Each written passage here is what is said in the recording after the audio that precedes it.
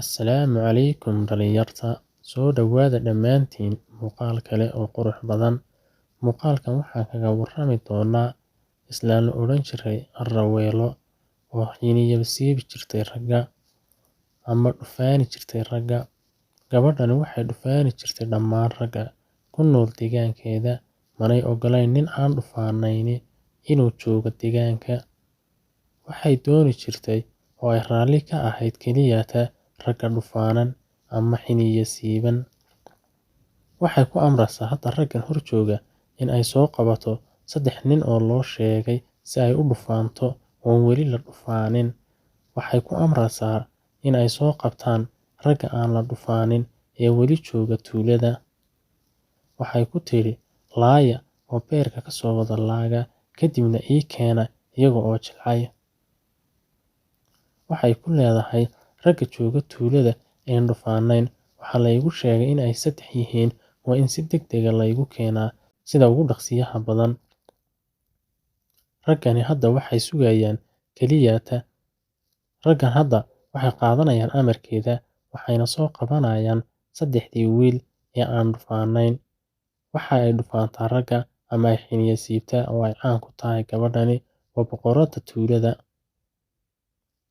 Waxay hadda u diraysaa raggan oo ay ku leedahay socda orda oo soo qabta 3 nin ee aan dhufaanayn. Waa kuwan labadii rag ahaa ee loo diray 3 nin ee aan dhufaanayn. Waxaa lagu yiri waxaad soo qabataan 3 nin ee aan weli la dhufaanin kuwaasoo jooga tuulada. Labadan nini waa 2 ka mid ah ciidanka Araweelo waxayna doonayaan in ay soo qabtaan ragga aan la dhufaanin. Labadan nin waxay u shaqeeyaan Araweelo waxaana dirsatay hadda Araweelo. 3dan ragga ahi waa 3da rag ee la doonayo in la dhufaano ama loo geeyo gabadhii boqorad ahayd ee Araweelo. 3dan nin waxaa loo soo sheegay warkii waxaana ku soo socda hadda ciidankii waxaana loo qaadi doonaa dhinaca iyo Araweelo si loo soo xiniya siibo ama loo dhufaano. Araweelo waxay caan ku ahayd dhufaanida ragga oo waxay dooni jirtay in la dhufaano nin wal oo jooga tuulada si aanu madaxaba kor ugu qaadin. Waa kuwan ciidankii waxayna u yimaadeen raggii 3da ahaa ee joogay tuulada. Waa odayga yar ee miskiinka ah wiilash iyo 2daasi wiil. Odaygii wuxuu ku leeyahay Araweelo hore ayaan uga soo dhuumanay oo waxayna doonaysaa inayna dhufaantee walaalayaalow hanoo geynina ee naga taga. Ciidanku waxay ku leeyihiin annaga waa amar nala soo siiyay oo haddii kale waa ayna dilaysaa Araweelo haddii aan idinka kaxayn weyno. Odaygu waa uu yaaban yahay wuxuuna leeyahay ragow maxaa inoo xala. Dhammaantood waa ay wada naxsan yihiin waxayna ka yaaban yihiin Araweelo oo doonaysa ama soo ogaatayba meesha ay joogeen raggani. Odaygu wuxuu ku leeyahay war ragow naga xishooda oo wuxuun sameeya mar aad tidhaahdaan maanaan arag raggii ee waan soo weynay. Raggu waxay leeyihiin waa idin ogyahay meeshaad joogtaan waana khasab inaad u tagtaan Araweelo si ay idiin soo dhufaanto. 3dii rag ahaa 3diiba waa la soo kaxeeyey waxaana loo soo kaxeeyey dhinacan iyo Araweelo. Araweelo wataa la hortaagan midida waxayna doonaysaa in ay dhufaanto raggan 3daba.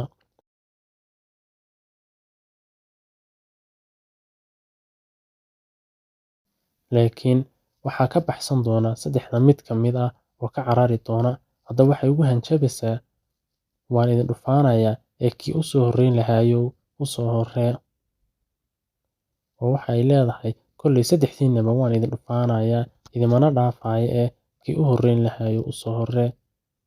3dan wiilka dhexe ayaa ka baxsan doona kaas ayaan Araweelo aakhirka dili doona. Kaas oo ayna gaari doonin oo ka carari doona ilaa iyo ciidanka. Aakhirka wuxuu layn doonaa ciidanka iyo Araweelo. Hadda laakiin waxa la sugaya oo loo taagan yahay waa xukunkii Araweelo. Araweelo waxay ku leedahay hadda dhaqsada kii ugu horreyn lahayo u soo horree si la idiin dhufaano. Saddexdii nin waa ay yaaban yihiin, waa ayna naxsan yihiin ilaa iyo xad. Saddexdan nini midina ma soo dhaqaaqayo oo ma doonayo in aayar la dhufaano. Saddexdii nin oo dib isku eegaya ayaa waxay is weydiiyeen, waa rago maxaa inoo tala ah. Kadib wiilkaasi shaadhka huruud ah leh ayaa baryaya oo ku leh, nagadaa hana dhufaanine, ma qaadi karno dhufaankaasi. Wuxuu ku leeyahay, hana dhufaanin ee wax kale noo sheeg oo aanu qabanno. Iyadna waxay ku leedahay, maya, keliya ta shaqadaydu waxa weeyaan in aan ragga dhufaano si ayna awood u yeelanin. Kadib wiilku wuxuu ku leeyahay, lagama yaabo in aan ku soo weerarno ama wax ku yeelayno ee nagadaa hana dhufaanine. Arowelo waxay leedahay, waxa aniga ma qoraayo, waa khasab inayna dhufaanaa ee soo fadhiiso halkani. Wiilkani wuxuu ku leeyahay, maya, sidaa ha yeelin hooyo ee hana dhufaanine nagadaa. Iyadu laakiinse ma ogola oo waxay doonaysaa inay raggu dhammaantood ay dhufnaada ama ay xiniya siibnaadaan. Weli wiilkii yaraa hadalkii uu ku soo noqnoqonaya, asxaabtiisuna waxay ku leedahay, inaga sasab. Wiilku wuxuu leeyahay, hana dhufaanin ee nagadaa, noona dulqaado, lagama yaabo in aanu kaa qaadno boqortooyada ama aanu ku waxyeelayno. Laakiin go'aankeedu way ku adkaysanaysaa Arowelo, weligeedna nin ma aysan dhaafin. Dhammaan ragga tuulada jooga waa ay wada xiniya siibtay. Hadda waxay ku leedahay, hadal badan uma baahni ee ma adiga ugu soo horreynaya oo aan ku dhufaanaa. Kadib raggii dib ayay u baxeen, halkan ayayna soo istaageen. Waxaa u soo horreeya odaygii. Hadda waxay yaqiinsadeen oo ay doonayaan in ay dhufaankaasi qaataan maadaama lagu khasbay. Haddii kale waxay ku tiri, waan idin laynayaa.